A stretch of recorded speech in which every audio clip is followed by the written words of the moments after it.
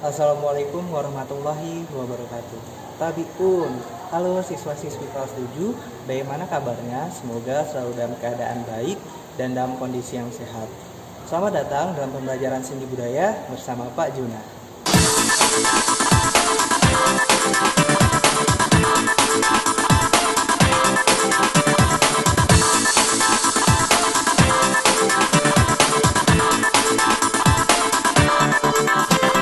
Baik, sebelum kita memulai pembelajaran hari ini, Bapak ingin mengingatkan pada siswa-siswi untuk selalu menerapkan protokol kesehatan.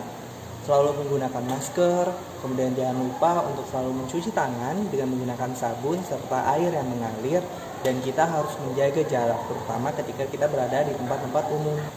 Sebelum kita memulai pembelajaran kita kali ini, ada baiknya kita berdoa terlebih dahulu agar apa yang kita pelajari dapat bermanfaat bagi diri kita. Dan kita berdoa supaya pandemi COVID-19 ini segera berakhir dan kita bisa melaksanakan pembelajaran secara tatap muka. Berdoa menurut agama dan kepercayaan masing-masing. Berdoa mulai.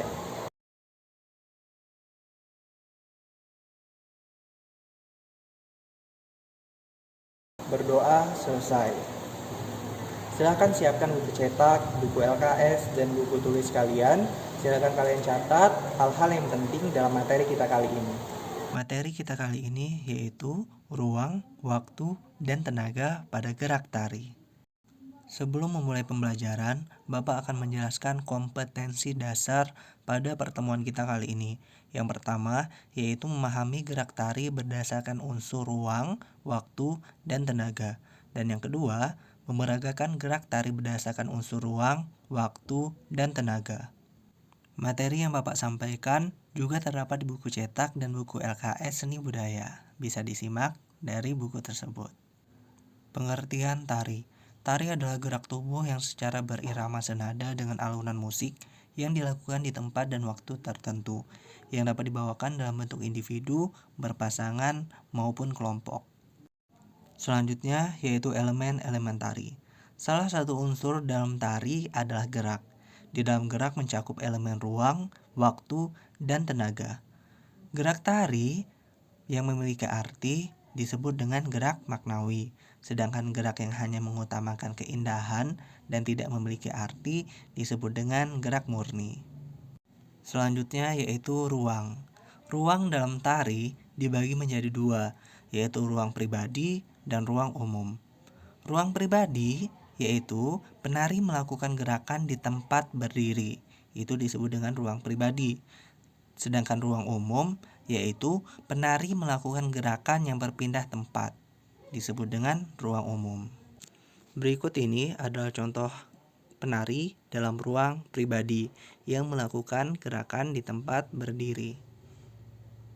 Selanjutnya yaitu contoh di ruang umum. Penari melakukan gerakan dengan berpindah tempat. Selanjutnya yaitu waktu. Waktu dalam tari diwujudkan dalam 3 bentuk, yaitu irama, ritme, dan tempo. Dalam gerak tari tentunya memiliki tempo, yaitu cepat atau lambat suatu gerakan yang dilakukan oleh penari, yang berfungsi untuk memberikan kesan dinamis sehingga tarian menarik untuk dinikmati. Berikut ini contoh gerak tari dalam tempo lambat, yang juga bisa diperhatikan dari hitungannya, seperti ini. Tu, wa, ga, pat, ma, nam, ju, pan. Tu, wa, ga, pat, ma, nam, ju, pan. Tu, wa, ga, pat. Ketika melakukan gerak dalam tempo cepat, tentunya hitungan dalam gerak tersebut juga terbilang cepat. Seperti contoh berikut ini. Tu, wa, ga, pat, ma, nam, ju, pan. Tu, wa, ga, pat, ma, nam, ju, pan. Tu, wa, ga, pat. Selanjutnya yaitu tenaga. Setiap melakukan gerakan, tentunya kita memerlukan tenaga. Seorang penari berdiri di atas punggung kedua temannya. Tenaga yang digunakan oleh penari untuk menahan temannya tentu lebih besar dibandingkan dengan yang berdiri di atas punggung. Bisa diperhatikan pada gambar yang terdapat di layar. Berikut ini contoh penari yang melakukan gerakan dengan tenaga yang sedikit. Pada saat melakukan gerakan, penari terlihat lemas karena tidak menggunakan tenaga yang maksimal. Selanjutnya, kita bandingkan ketika penari menari menggunakan tenaga yang maksimal. Penari terlihat lebih kuat, bertenaga, dan tidak lemas. Selanjutnya yaitu level gerak dalam tari. Yang pertama yaitu level tinggi, yang mana penari melakukan gerakan dengan jinjit atau melompat. Berikut ini contoh penari melakukan gerakan level tinggi, yaitu dengan cara jinjit.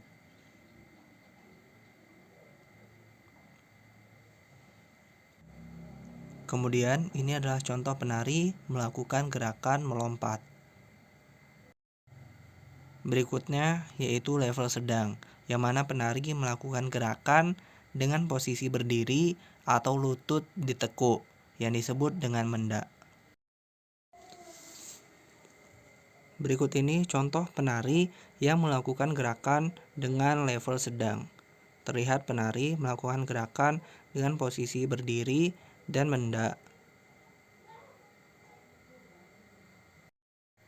Selanjutnya yaitu level rendah, yaitu penari melakukan gerakan pada posisi duduk, berguling, dan sebagainya. Berikut contoh penari yang melakukan gerakan pada level rendah. Terlihat penari sedang melakukan gerakan dengan posisi duduk, dan penari melakukan variasi-variasi dalam setiap gerakannya. Dan terlihat penari melakukan gerakan berguling. Pada setiap level harus dibuat variasi geraknya agar tarian tersebut tidak membosankan. Selain itu, di dalam tari juga terdapat iringan, dinamika, dan juga ekspresi. Selain pembelajaran melalui materi yang diberikan oleh guru, siswa juga dapat mengamati dan mempelajari seni tari dari berbagai sumber lainnya, seperti buku, majalah, internet, atau bisa juga menyaksikan pertunjukan melalui VCD, YouTube, dan sumber belajar lainnya, sehingga dapat memperluas wawasan dan pengetahuan siswa di dalam bidang seni.